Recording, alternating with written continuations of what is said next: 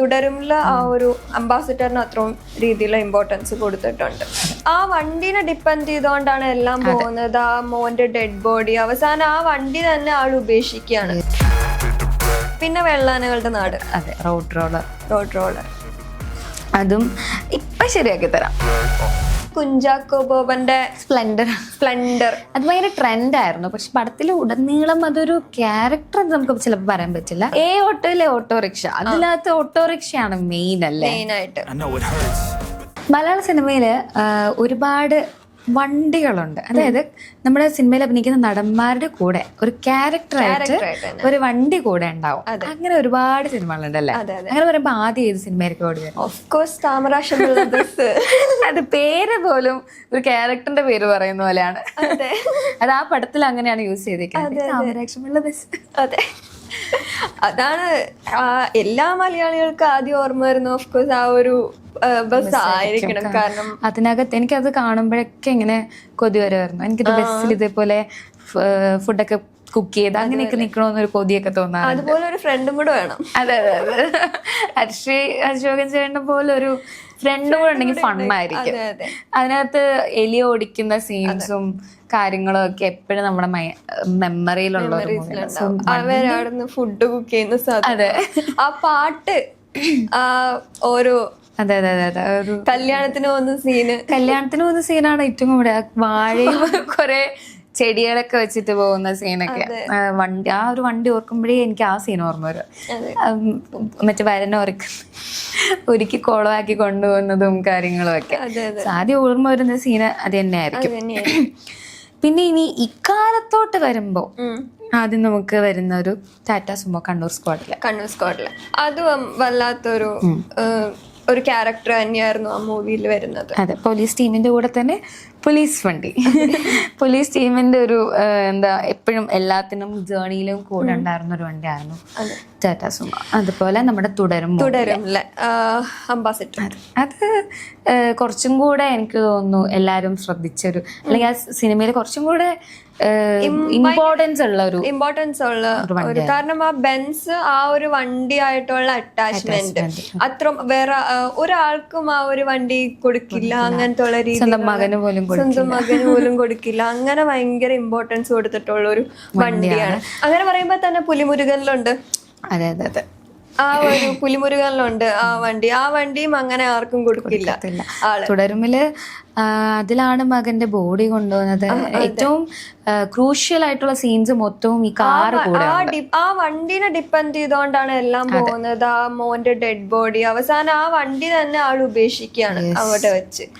ആ ഒരു വണ്ടിയിൽ അത്രയും ആ ഒരു തുടരുമുള്ള ആ ഒരു അംബാസിഡറിന് അത്രയും രീതിയിലുള്ള ഇമ്പോർട്ടൻസ് കൊടുത്തിട്ടുണ്ട് ആ മൂവിയിൽ. പിന്നെ പുലിവാൽ കല്യാണം, ധർമ്മേന്ദ്ര പ്രീമിയർ പത്മിനി. അത് എനിക്ക് തോന്നുന്നു ധർമ്മേന്ദ്രയുടെ ഇത് ലൈക്ക് ഓപ്പണിംഗ് ഷോട്ട് തന്നെ ഈ കാറിലാണ് വരുന്നല്ലേ? ഇൻട്രൊഡക്ഷൻ തന്നെ കാറിലാണ്. ആ കാറിലാണ് എന്താ ഇടയ്ക്കിടയ്ക്ക് ഇവർ അങ്ങോട്ടും ഇങ്ങോട്ടും മുതലാളികൾ മാറുന്നതും ഒക്കെ അടിപൊളിയായിരുന്നു. ആ കാർ എന്തായാലും നമ്മുടെ മനസ്സിൽ എപ്പോഴും പാട്ടെടുത്ത സീനും കാസറ്റ് കൊടുക്കുന്നതും. യെസ് ശരിയാണ്. ഈ ഒരു വണ്ടിയിലാണല്ലേ എല്ലാ കോമഡി സീൻസും മൊത്തം ഈ ഒരു വണ്ടിയിലാണ്. പിന്നെ വെള്ളാനകളുടെ നാട്, അതെ, റോഡ് റോളർ അതും ഇപ്പൊ ശരിയാക്കി തരാം. ആ ഡയലോഗ് ആയിരിക്കും നമുക്ക് എപ്പോഴും ഓർമ്മ വരും, ആ ഒരു റോഡ് റോളർ ഓർമ്മ വരുമ്പോ. പിന്നെ തേന്മാവിൻ കൊമ്പത്തിലെ കാളവണ്ടി. അത് എനിക്ക് ഒരു ടൈം വരെ ആ പടത്തില് കാളവണ്ടി ഉണ്ട്. അതിന്റെ പകുതി കഥയും കാളവണ്ടി തന്നെയാണ്. അവരുടെ റിലേഷൻഷിപ്പ് സ്റ്റാർട്ട് ചെയ്യുന്നതും എല്ലാം കോമഡിയും എല്ലാം ഒരു ആ കഥയിൽ തന്നെ. കഥ ശരിക്കും സ്റ്റാർട്ട് ചെയ്യുന്നത് ശരിക്കും ആ ഒരു കാളവണ്ടി തന്നെയാണ്. പിന്നെ നമുക്ക് പറയുകയാണെങ്കിൽ സ്ഫടികത്തിലെ ആ ഒരു ലാലേട്ടന്റെ ടിപ്പർ, അതിന് വല്ലാത്തൊരു ഇമ്പോർട്ടൻസ് തന്നെയായിരുന്നു പണ്ട്. അതെ, സ്റ്റൈലിഷ്. ഇപ്പൊ ആ വണ്ടി ശരിക്കും പറഞ്ഞില്ല. ആ വണ്ടി ഇപ്പൊ തന്നെ അങ്ങനെ കാണാനില്ല. പണ്ടൊക്കെ ആയിരുന്നു, നമ്മുടെയൊക്കെ ചെറുപ്പകാലത്തായിരുന്നു ആ വണ്ടി ഉണ്ടായിക്കൊണ്ടിരുന്നത്. മറ്റേ തടി കയറ്റാനും ഒക്കെ ആയിട്ടായിരുന്നു ആ വണ്ടി യൂസ് ചെയ്തുകൊണ്ടിരുന്നത്. പിന്നെ മറ്റേ കുഞ്ചാക്കോ ബോബന്റെ സ്പ്ലെൻഡർ അത് ഭയങ്കര ട്രെൻഡ് ആയിരുന്നു. പക്ഷെ പടത്തിൽ ഉടനീളം അതൊരു ക്യാരക്ടർ നമുക്ക് ചിലപ്പോൾ പറയാൻ പറ്റില്ല. പക്ഷെ ആ സമയം ഇന്നും അത് സ്പ്ലെൻഡർ കാണുമ്പോ എല്ലാരും വെച്ച് രാജമല്ലി ആ പാട്ടൊക്കെ പാടാറുണ്ട്. അതൊരു ഇതാണ്. ഓട്ടോയിലെ ഓട്ടോറിക്ഷ, അതിനകത്ത് ഓട്ടോറിക്ഷയാണ് മെയിൻ അല്ലേ, മെയിനായിട്ട് എല്ലാ ഓട്ടോറിക്ഷയും സുന്ദരി ആയാലും ഉപജീവന മാർഗം. അതെ, എല്ലാവരുടെയും അതിനകത്ത് ഓട്ടോ ഡ്രൈവേഴ്സിന്റെ കഥയാണല്ലോ. അപ്പൊ എല്ലാവരുടെയും ഓട്ടോ ആണ് അതിനകത്ത്, ഓട്ടോ അതിനകത്ത് ക്യാരക്ടറാണ്. സുന്ദരി ഓട്ടയും ഒരു ക്യാരക്ടർ തന്നെയാണ്. പിന്നെ പറയുകയാണെങ്കിൽ CID മൂസയിലെ മാജിക്കൽ കാർ. യെസ്, അതാ ഐക്കോണിക് റൈഡാണത്.